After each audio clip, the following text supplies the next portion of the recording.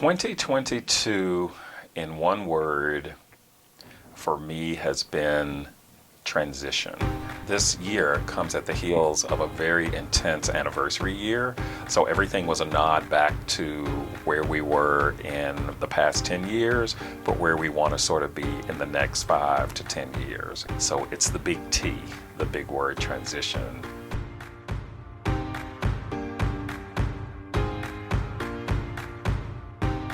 Project Humanities is focusing on this notion of radical community building. We are trying to bring people together by disrupting the status quo.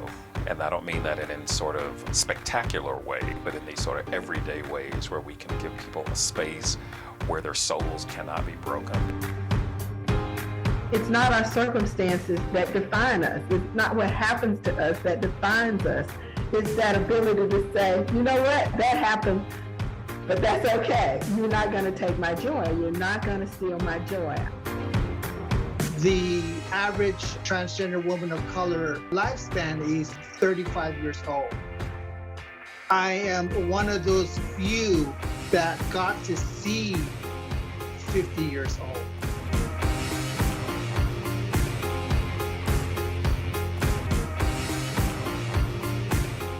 When you take a picture of someone in their traumatic experience, and you do that to serve yourself, that is not about the people that you are attempting to help. What really came out with a lot of the interviews that we were getting from the families was the lack of empathy and sympathy from social services, from police departments. We create programs at Project Humanities that we want to learn about. We don't self-identify as radical, like, oh, we're going out doing radical stuff. For us, it's just doing what we do.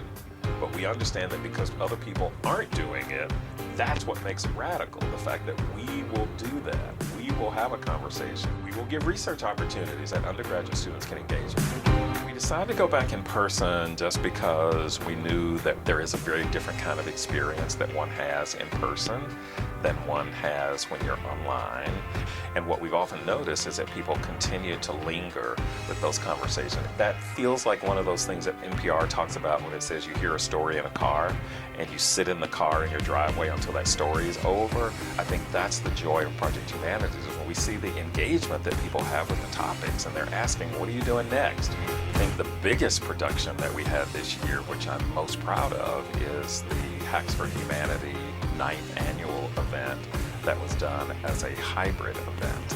We had people online, around the world, quite literally, as well as people who were in place at ASU SkySong. And being able to balance that was a huge undertaking. And that, I think, was the biggest accomplishment that we had relative to our program. It was exciting to host again our second Beyond Books.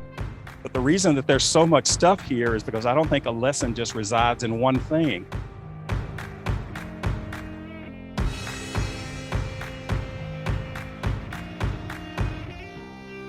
I think Project Humanities is a space for everybody. If you got an inkling of wanting to participate in radical community building, you could do any number of things. First of all, you could start attending our programs, and because they are virtual and in person, you get to choose.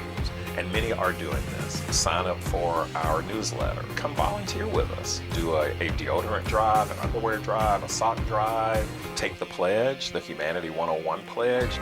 Rather than giving people a checklist, I think people should see what we're doing and then tell us how they want to be involved.